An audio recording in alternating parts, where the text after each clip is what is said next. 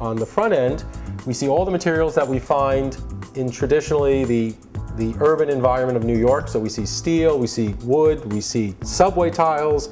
It's actually a metaphorical journey from the subway out and into the middle part of the space. America has some unusual homes for sale right now, from cave dwellings to old nuclear missile sites. For the more artfully inclined, though, this $2 million Manhattan penthouse apartment features repurposed materials that you won't find anywhere else. Architect Adam Kushner took nearly 3.5 years to construct it, installing subway car doors, turning a discarded walk into a fireplace, even building a movable bedroom floor made out of deli counter cutting boards.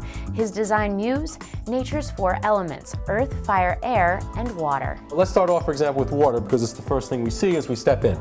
So we have all the facets of water in all of its forms and all of its uses. So we have water for bathing. So we have this in-ground jacuzzi tub, which greets you right at the front. And of course the question always becomes, well, what do your neighbors think of it? Because I'm actually sort of in their space, and all right, we could talk about that a little later. The last element, which is sort of the most interesting one, is air. And basically, everything you see above our heads has been dropped on top of this building. We opened up the building itself. We kept the roof exposed. Just like a cloud, it's meant to be very ephemeral. Nothing touches each other. You'll see that there are pieces of window that separate floors from ceilings from walls. This is actually a retractable roof, so that opens up completely to the sky, and not just to have a metaphorical cloud, but we actually could have a cloud in our space. And we actually do that on occasion. And now, is this a closet as well, or are the doors just strictly for show? Nope. These are our walk-in closets. So they are well used. So I have to ask, where do you get something like a former subway door?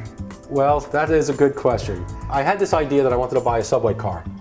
So I spent a lot of time speaking to people, and finally I got someone at the New York City Transit Authority at the depot at 215th Street. He was an intern.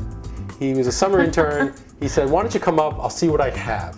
I said, I just want to buy a subway door. He goes, you know what, take 3 of them, threw in the gloves, I threw in those old strap hangers as well, and I think I got the whole shebang for $200.